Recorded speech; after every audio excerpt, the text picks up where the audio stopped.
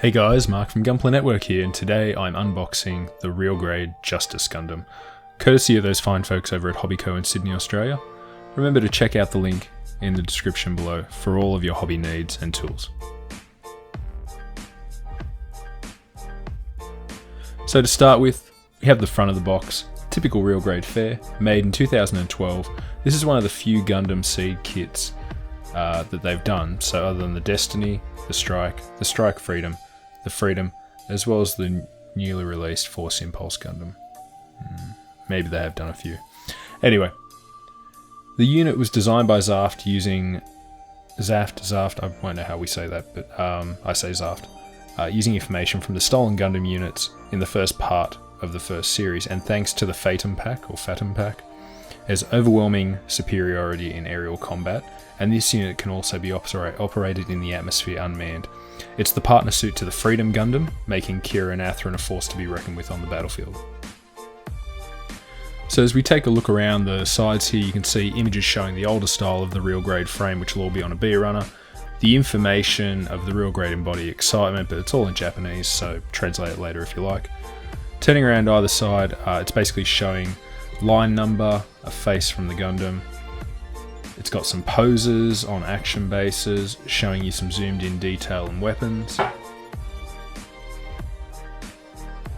And then you have the original pricing, 2,500 yen. You don't see that on newer boxes.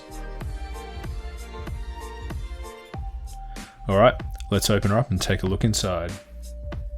As we can see, magic tricks abound. I've already unboxed everything and put it just inside the box for you. That's not the way you'll get it. It's all bagged up and in a nice order. So first, we have the guide.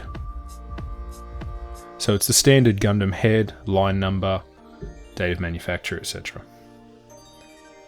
First page shows you some information, but it's all in Japanese, so there's not really much for us there. It'll just show you the frame, the B runner, talking about how exciting it is that they can mold all this, and it is pretty exciting, or sorry to say inventive. They can mold all that on one runner, but as we've seen over time, it doesn't necessarily mean you're going to get a great product out of it. There will be a few issues. So if we look ahead, you've also got the runner count: 1, 2, 3, 4, 5, 6, 7, 8, 9, 10, 11, including the effect part runner and a sticker sheet.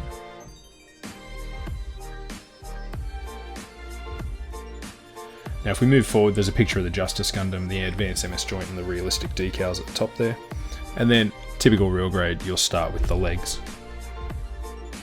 And then shows you how much bend and stuff you can get out of them before moving on to the waist unit. Next up, you'll move on to the body or torso unit. Side skirts, front skirts. You've then got the arm units, showing a nice amount of bend there in the color image. Before you do the shoulders, which are really lengthy kind of shoulders. The head unit on this one is interesting. It looks really weird. Typical Gundam V-fin, but then you have that big kind of horn on the front of it. Talks about some weapons, the Neutron Jammer Canceller, which as we know was a game changer during the SEED first series, because that meant you could actually use nuclear weapons. They're heading down, you go into the backpack, or the Fatum Pack. It's interesting design. I look forward to having this guy standing on top of it, like you can see in that image there. Probably not much on the backpack itself. I wouldn't have it mounted. Almost reminds me of the Green Goblin from Spider-Man. Down to the weapons, you have the shield, a beam rifle, and 2 beam sabers. You then get the hands, telling you how to mount them, and it looks like, I didn't realise, I haven't seen SEED for a while, that you can actually join the beam sabers together. That's cool. The shield will go on the arm, talking about how you can mount the pack, and it comes with its own stand because the backpack is so heavy. So if you have it standing on the unit, obviously it would unbalance the kit to have it extended up and out. There's how you attach it to the action base, and then how you get the kit to stand on top of it, and that's probably the way I'd pose it. Alright, we head to the back, you get your standard realistic decal sheet talking about repainting down the bottom, as well as your Athrun Zala figure and how to paint that. There's your realistic decal sheet. So you get some metallic foil stickers, the eye stickers. There's some stickers for the joints, which I'm not sure I'll use on this one because I'll probably end up painting. Here we go, clearer picture. It's got a ton of caution and warning markings, stuff like that. Alright, if we move on to the first runner, the A runner, it's the multicolour as standard. You've got some yellow, you've got some, I say that's a blue, you've got some red, and you've got some clear.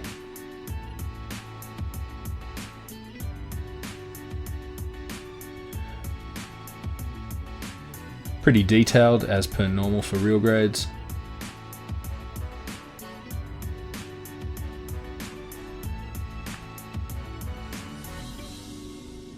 Now you got your B runner, so here's your older real grade. Obviously, if we talk about the new where we built it all up in one, this is a standard real grade and it's got an inner frame.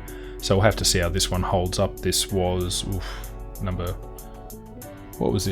9 in the line. So your C1 and C2 are basically a double up runner because you get one runner with a lot of the parts on it and then a half runner which has leg or elbow or shoulder coverings on it. This being a kind of reddy pink. There you go, you can see a lot of panel lining opportunities in here. And there's just the C2's a double up. Okay, you'll also get 2 of the D. Now this is your white runners. So same thing, basically the bottom part is weapon and shield. You don't get a double up of that, you just get a double up of the top part, which will be fins and vents, beam sabers, things that you need 2 of. There's your little Gundam face. Unsure what those are. Panel line though. Your E1 and E2 runner, so you get a lot of double ups in this. And you can see there where it overlays.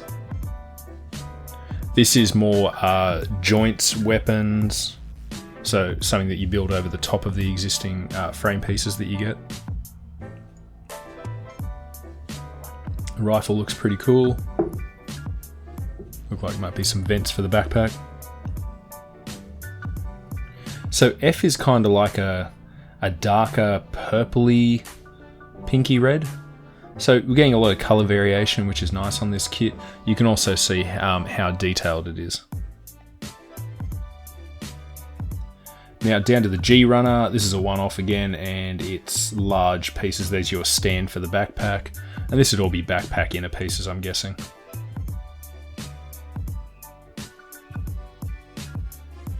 And lastly, your effect parts. So there's your beam blades, I guess, beam sabers.